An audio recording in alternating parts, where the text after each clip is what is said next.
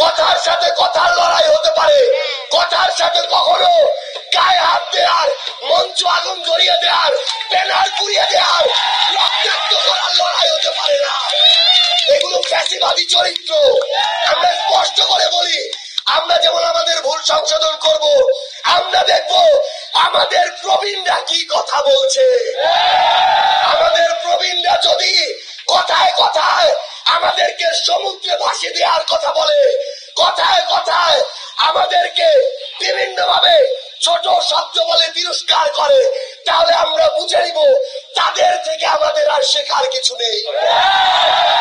আমাদেরকে যেন কেউ কোনোভাবে ব্যবহার না করতে পারে, আমরা আমাদের সেই অধিকারের বিষয়ে আমাদের সচেতন থাকতে হবে।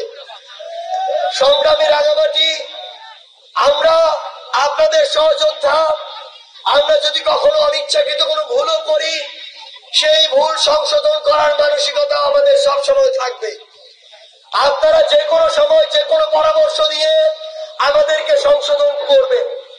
কিছুদিন পূর্বে এমন হয়েছিল, আমারই একটি ভুল হয়েছিল, অনিচ্ছাকৃত আমাদের আরেক সংগ্রামী পাহাড়ের জনপদ বান্দরবান নিয়ে আমার থেকে অনিচ্ছাকৃত আরেকটি কথা বের হয়েছিল। পরক্ষণেই আমার মনে হয়েছে এই কথাটি আমার আসলে বলা উচিত হয়নি।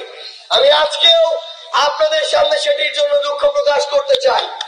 তবে একটি গুরুত্বপূর্ণ বিষয় হচ্ছে, আমাদের এই রাষ্ট্র কাঠামোতে, আমাদের এই আমলাতন্ত্রে, আমাদের এই বিভিন্ন বাহিনীতে একটা কালচার আছে, একটা চর্চা আছে যে কেউ যদি কোনো জায়গায় অপরাধ করে, কোন দুর্নীতির সাথে সম্পৃক্ত থাকে, কোন সরকারি কর্মকর্তা কর্মচারী আমলা, তাকে পানিশমেন্ট পোস্টিং হিসেবে পার্বত্য চট্টগ্রামে, উত্তরাঞ্চলের নীলফামারী, লালমনিরহাট, পঞ্চগড়, ওইদিকে ভোলা, এইসব জেলায় পাঠিয়ে দেয়া হয়।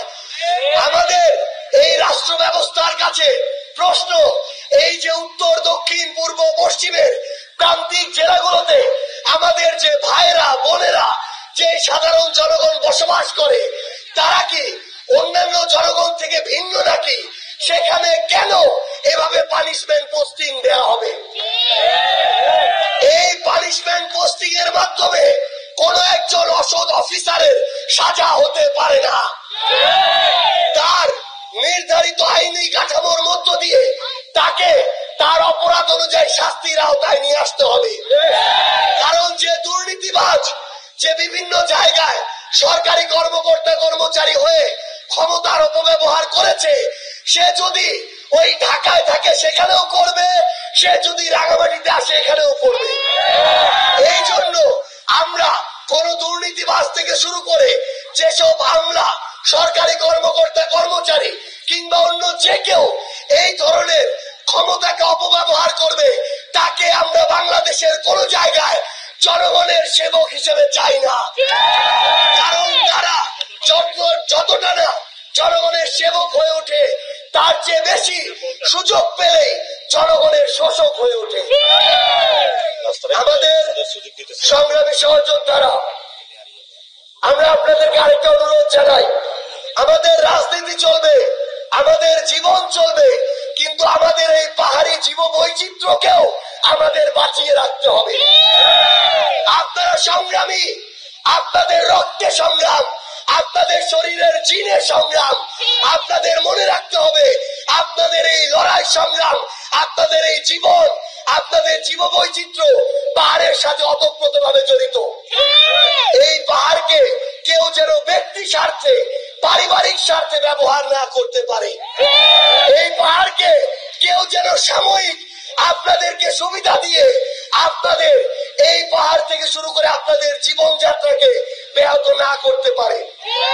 দুই একদিন আর কিছু টাকার দিকে তাকিয়ে একটা পুরো জেলা, একটা পুরো অঞ্চলের জীব বৈচিত্র্য যেন কয়েকজন ব্যবসায়ীর কাছে কুক্ষিগত না হয়, এটা আপনাদেরকে সচেতন ভাবে লক্ষ্য রাখতে হবে।